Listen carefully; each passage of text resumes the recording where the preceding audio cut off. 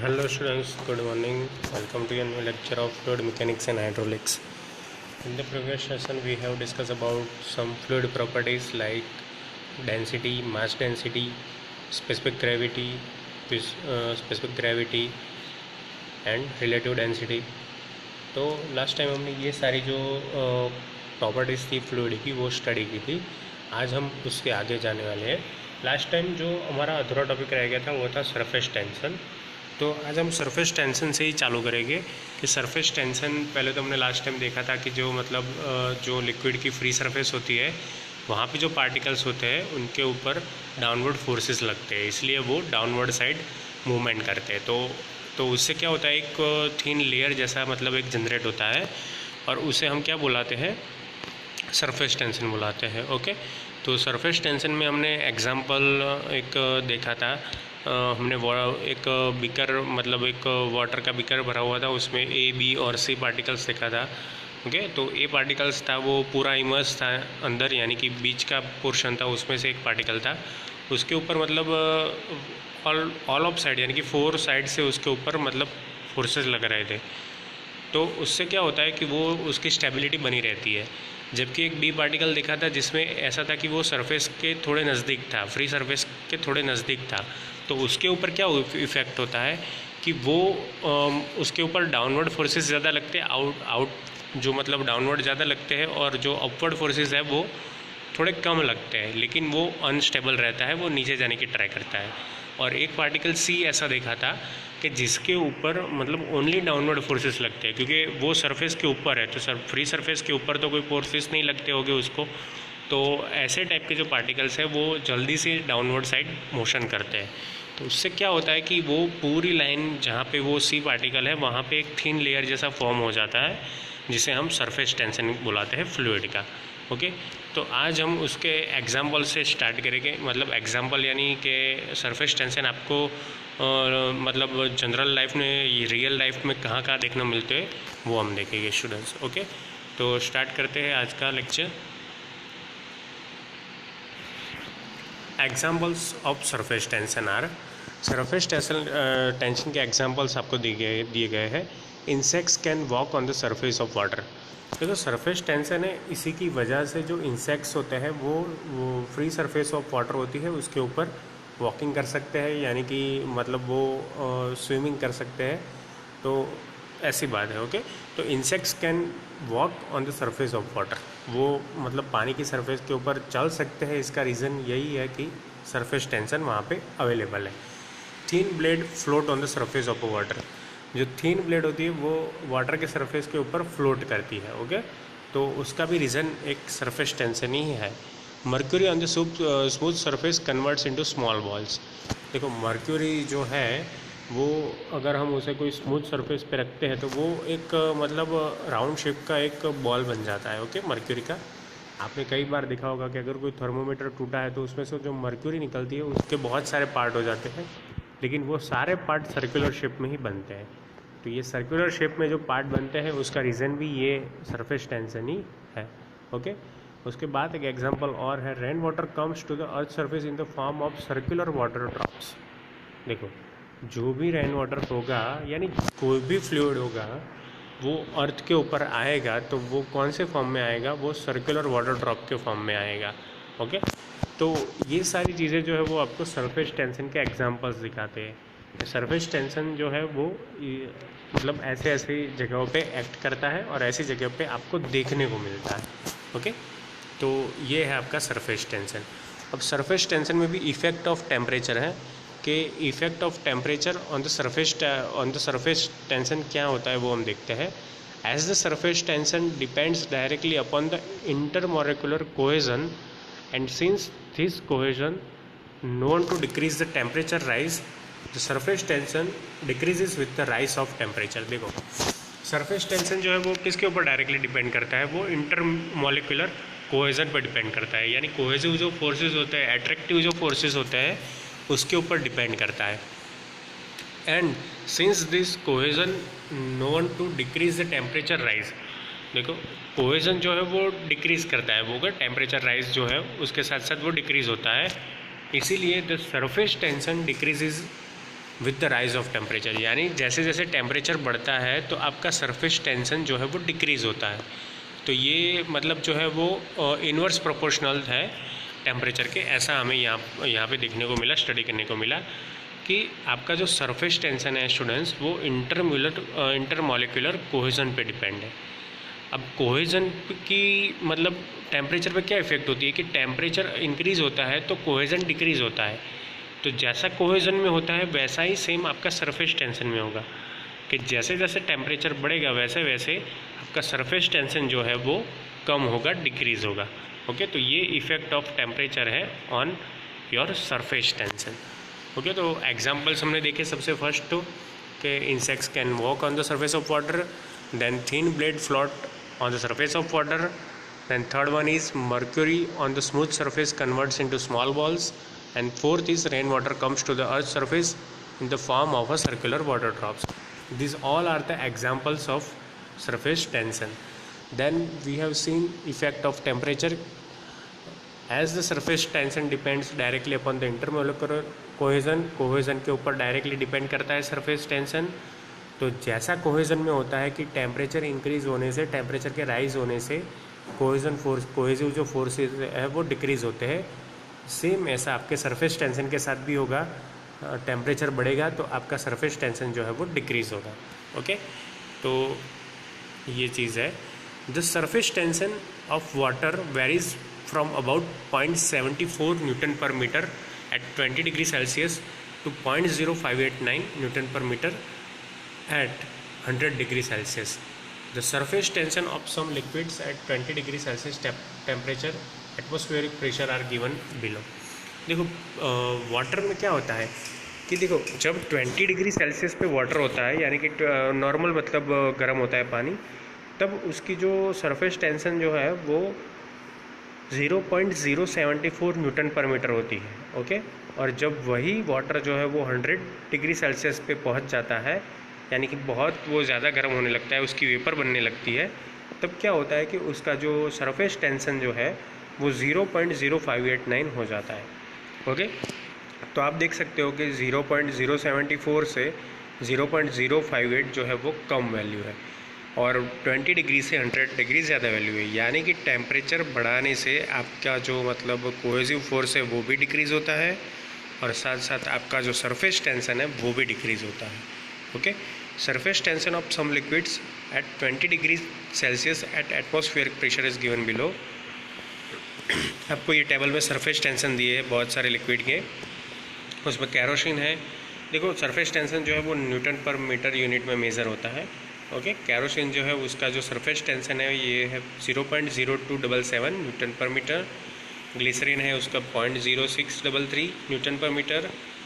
Benzene जो है उसका जो सरफेस टेंशन जो है वो 0.0289 Newton per metre. And mercury जो है उसका सरफेस टेंशन है 0.514 न्यूटन पर मीटर। तो ये सारे जो है वो आपको याद रखने हैं। इसकी जो सरफेस टेंशन है, खास करके मर्क्यूरी की जो वैल्यू है वो आपको याद रखनी है।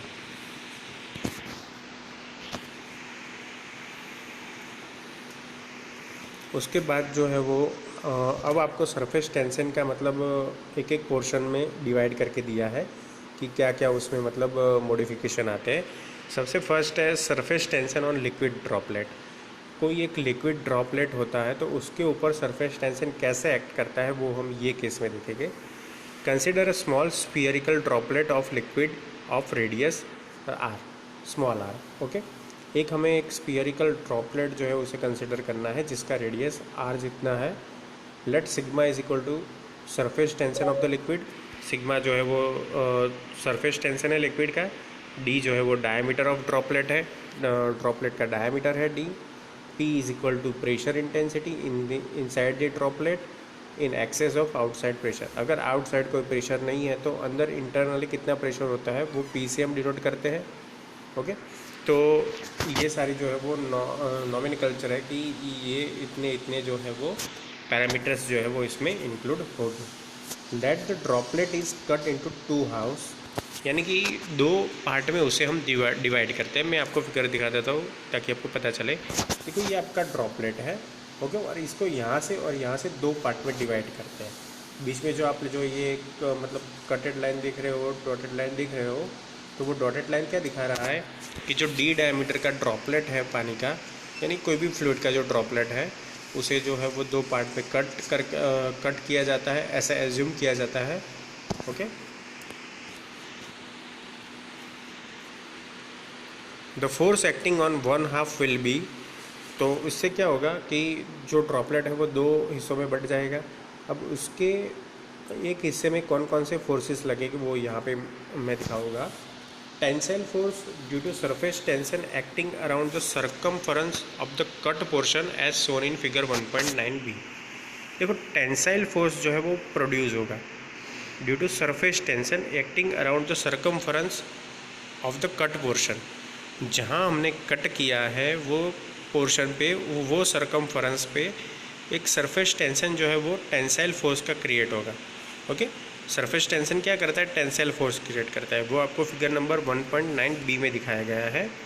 जैसे आप यहाँ पे देख रहे हो, देखो यहाँ पे इसको एक पार्ट पे कट किया, तो यहाँ से सारे जो एक्सटर्नल फोर्सेस बाहर जा रहे हैं उसे हम सरफेस टेंशन बुला सकते हैं। ओके, तो सरफेस टेंशन की वजह से क्या होता है, उसमें टेंसाइल फोर्स जो है वो प्रोड्यूस होता है। ओके, अब फिगर में देख सकते हो इजीली कि सरफेस टेंशन जो है वो यहाँ से बाहर की साइड है और पूरे ये सरकमफरेंस पे है जहाँ से वो कट किया गया है। ओके, तो टेंसाइल फोर्स टोटल जो है वो कितना होगा, is equal to sigma into circumference. अब देखो सिग्मा जो है वो है सरफेस टेंशन का, मतलब डिनोट करते हैं सरफेस टेंशन को सिग्मा से, और वो पूरी सरकमफरेंस पे है। ओके, तो सरकमफरेंस का इक्वेशन भी हमें लिखना होगा, तो वो होगा पाई इंटू डी।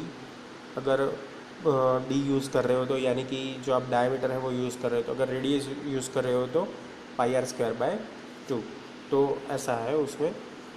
तो tensile force is equal to sigma into pi into D, where P is equal to difference between inside and outside pressure. देखो यहाँ पे आपको प्रेशर, दूसरा जो फोर्सेस लगा है वो आप बताया जा रहा है, वो है pressure force on area pi by 4 into D square.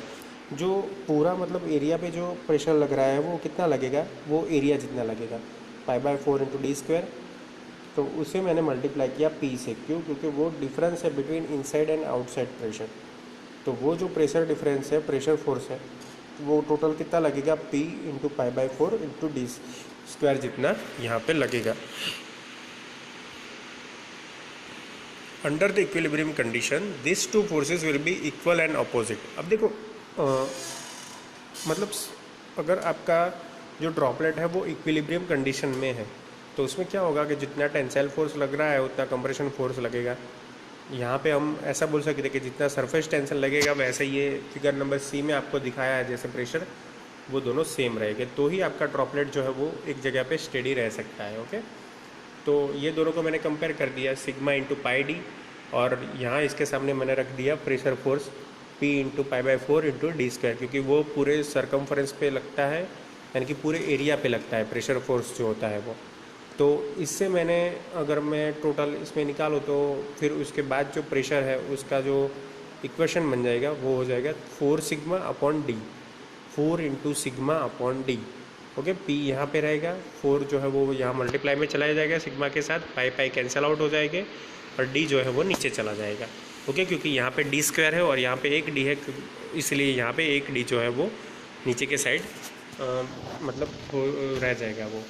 तो इससे हमें ये पता चलता है कि pressure is equal to 4 sigma upon D, यानी कि कोई भी ड्रॉपलेट का प्रेशर जो है वो सरफेस टेंशन के डायरेक्टली प्रोपोर्शनल में होता है, और डायमीटर जो है ड्रॉपलेट का उसके इन्वर्सली प्रोपोर्शनल होता है। तो प्रेशर फोर्स किसका ज़्यादा होगा, जिसका मतलब आपका जो डायमीटर कम होगा तो उसका प्रेशर फोर्स ज़्यादा होगा, क्योंकि डायमीटर के वो क्या है, प्रोपोर्शनल में 1 अपॉन डायमीटर है, इसीलिए। तो ये चीज़ आपको सीखने की थी यहाँ पे कि सरफेस टेंशन और प्रेशर फोर्स जो है वो दोनों सेम रहने चाहिए अगर आपका ड्रॉपलेट इक्विलिब्रियम कंडीशन में रहता है तो। ओके, तो मैंने दोनों इक्वेशन लिख लिए, सिग्मा इंटू पाई डी जो कि टेंसाइल फोर्स का है, एंड सेकंड है प्रेशर फोर्स ऑन एरिया जिसे हम एरिया जो है वो डिनोट करते हैं π/4 × d² से।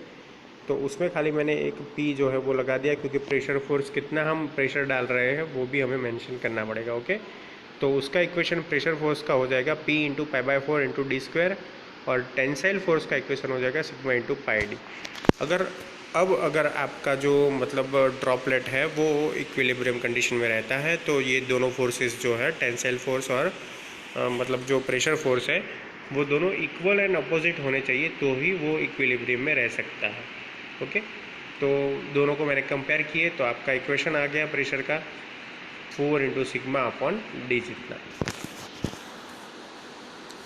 उसके बाद सेकंड केस है surface tension on a hollow bubble. अब देखो मतलब जो ड्रॉपलेट है वो होलो हो, अगर आपका ड्रॉपलेट होलो है तो वहाँ पे क्या होगा कि ये जो सरकमफरेंस है वहाँ पे ऐसे आपको एक स्ट्रिप मिलेगी। ओके, और hollow bubble like a soap bubble in air has two surfaces in contact with air, one inside and other outside. देखो ऐसा अगर बबल सोप बबल टाइप मतलब प्रोड्यूस होता है कोई, तो उसके ऊपर क्या होता है फ्लूइड का इफेक्ट, वो इनसाइड और आउटसाइड दोनों के साइड जो है वो कॉन्टेक्ट ऑफ एयर में होता है। Thus two surfaces are subjected to surface tension. तो इसका मतलब क्या हुआ, दोनों सरफेसेस पे सरफेस टेंशन जो है वो एक्ट कर रहा है। In this case we have, देखो अब यहाँ पे जो फोर्सेस एक्ट कर रहे हैं प्रेशर, वहाँ पे डिनोट किया है P × π/4 × d² से, और ये जो पूरी सरकमफरेंस है उसे मतलब ट्वाइस × सिग्मा × πd से डिनोट किया है। तो ये दोनों इक्वल एंड अपोजिट होने चाहिए अगर आपका सोप बबल इक्विलिब्रियम कंडीशन में है। तो दोनों को कंपेयर कर लिया, P × π/4 × d² is equal to twice × sigma × πd, जिसमें से सारा जो कैंसिल होता है वो निकाल देना है। P is equal to 8 σ/d। The pressure within the soap bubble is greater than the external pressure. Okay, अब देखो आप ये इक्वेशन देखो, ये एक्सटर्नल प्रेशर का इक्वेशन देखो, और यहाँ पे आप surface tension on hollow bubble देखो, होलो बबल का देखो, और जो नॉर्मल बबल है ड्रॉपलेट है उसका देखो। तो वो दोनों में आपको पता चल जाएगा कि ये सबसे ज़्यादा है surface tension on hollow bubble. क्यों? क्योंकि यहाँ पे दो सरफेस पे लगता है, इनसाइड और आउटसाइड दोनों लगता है। ओके, तो pressure within the soap bubble is greater than the external pressure. External pressure से भी ज़्यादा प्रेशर होता है आपके सोप बबल में, ये यहाँ पे प्रूफ हुआ। ओके स्टूडेंट्स, तो ये चीज़ है surface tension on hollow bubble. Okay, दोनों के शेप पे आपको खास ध्यान देना है कि ये यहाँ पे मतलब एक सर्कल नहीं है, ये एक स्ट्रिप जैसा क्रिएट हुआ है। ओके, उसके बाद जो है वो है surface tension on a liquid jet.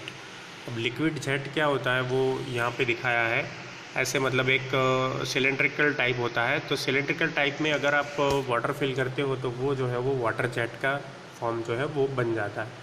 अब ये वाटर जेट में कितना लगता है प्रेशर वो हम देखते हैं। Surface tension, consider a liquid jet of diameter d and length l as shown in figure 1.11। आपको ऐसे यहाँ पे एक लिक्विड जेट दिया है जिसका लेंथ जो है वो टोटल l जितना है और जिसका डायमीटर d जितना है। Let P is equal to pressure intensity inside the liquid jet in excess of outside pressure. अब P जो है वो अगर इसको मैं यहाँ से कट करता हूँ मिडल में से, तो P जो फोर्सेस है वो बीच में लगेगा जैसे आगे लगता था वैसा, और जो सरफेस टेंशन है वो सरफेस पे से बाहर निकलेगा। Okay, sigma is equal to surface tension of the liquid. Consider the equilibrium of semi jet. अब देखो ये सेमी जेट जो है वो सेकंड में जैसे आपको दिखाया है यहाँ पे, तो उसमें दोनों इक्वल एंड अपोजिट होने का ट्राई करेंगे। Consider the equilibrium of semi jet, वो सेमी जेट है उसका इक्विलिब्रियम हमें कंसिडर करना है। Force due to pressure is equal to P into area of semi jet. अब एरिया ऑफ सेमी जेट कितना होगा, L इंटू डी होगा। ओके, क्योंकि L इंटू डी होगा, क्योंकि जो अब सर्कुलर शिप था वो तो अब रहा नहीं, वो तो अब कट हो गया। तो उसका जो इक्वेशन है प्रेशर का वो होगा P into L into D. Force due to surface tension is equal to sigma into 2L, क्योंकि वो 2L लेंथ पे लग रहा है। ओके, एक साइड यहाँ पे लग रहा है, एक साइड यहाँ पे लग रहा है, यानी कि दोनों लेंथ पे लग रहा है। ये प्रेशर जो है वो सिग्मा यहाँ भी लग रहा है, यहाँ भी लग रहा है। ओके, तो वो जो होगा वो सिग्मा इंटू 2L हो जाएगा आपका force due to surface tension, and force due to pressure हो जाएगा P into L into D. Equating the forces we have P into L into D is equal to sigma into 2L। तो आपका जो पूरा मतलब बनेगा वो हो जाएगा P is equal to sigma upon D. P is equal to 2 sigma upon D. अब आप देख सकते हो कि फर्स्ट जो एक्सटर्नल प्रेशर है वो 4 sigma upon D, surface tension on a hollow bubble में 8 सिग्मा अपॉन डी, और यही केस में लिक्विड जेट अगर हम लेते हैं तो P is equal to 2 sigma upon D जितना कम हो जाता है। ओके, तो सबसे कम जो है वो आपका सरफेस टेंशन कौन से मोड में आएगा, मतलब लिक्विड जेट के फॉर्म में जब आपका सरफेस टेंशन एक्ट करेगा तब वो आएगा। ओके, और उससे ज़्यादा कहाँ पे आएगा आपका एक्सटर्नल, मतलब जो पूरा एक ड्रॉपलेट है जिसकी हमने स्टडी की, तो वो पूरे ड्रॉपलेट में 4 सिग्मा अपॉन डी जितना प्रेशर लगेगा। And surface tension on hollow bubble, अगर आप होलो बबल यूज़ कर रहे हो तो उसके ऊपर जो मतलब सरफेस टेंशन लगेगा वो 8 सिग्मा अपॉन डी जितना होगा। ओके, तो ये सारी बातें जो है वो आपको इक्वेशन जो है स्टूडेंट्स वो याद रखने हैं, क्योंकि इसी चैप्टर्स में जो एग्जाम्पल होंगे वो इसी के बेस के होंगे। ओके, और इस बार जो है वो हमें बहुत सारे एग्जाम्पल्स जो है वो करने हैं, तो कोई भी लेक्चर्स जो है वो आप मिस मत कीजिए। Okay students,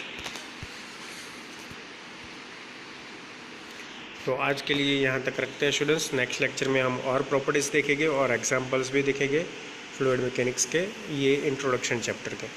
okay students, thank you for watching and keep watching for updating videos of fluid mechanics and hydraulics. Thank you.